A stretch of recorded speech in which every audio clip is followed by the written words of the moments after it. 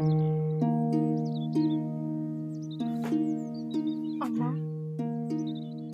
आ मूंखे पंहिंजे दरिया ऐं तड़ खां परे को था करियो। हिते मुंहिंजो मन पूरियल आहे अम्मा।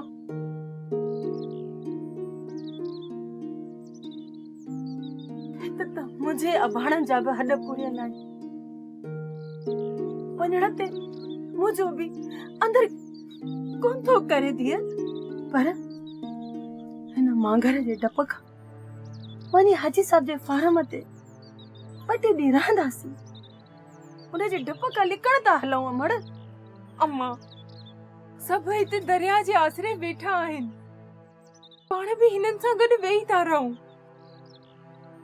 दरिया खां दूर को हलऊं अम्मा, को दरिया खां दूर कोन था हलो राणी। बस हिते वही करे मिटी त कोन खींदासीं। राजा जी मां गाड़ी अची वई आहे, तव्हां हलो त मां सामान खणी सघां। हलो जल्दी कयो।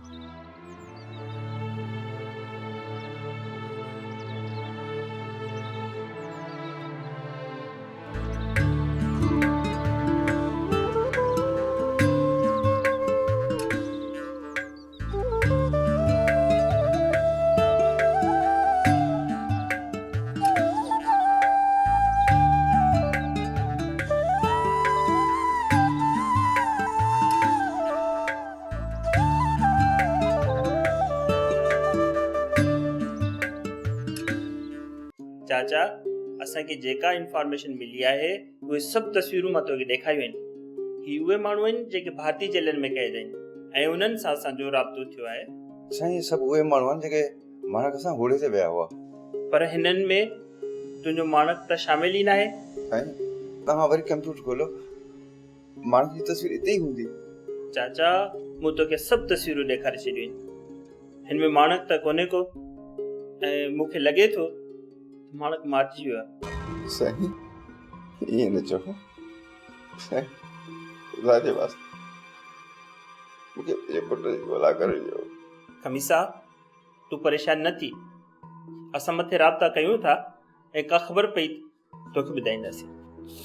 साईं अलाह तव्हांखे ख़ुशि कंदो, बसि मूंखे पंहिंजे पुट जी सहारा ॾेई ॾियो। चाचा तूं बेफ़िक्र थी, असां कोशिशि कयूं था। ठीकु आहे साईं। हाणे ड्रामा सीरियल पाणी ऐं प्रीत जा तमाम एपिसोड्स ॾिसो HD क्वालिटी में। विजिट करियो सिन TV HD ड्रामा।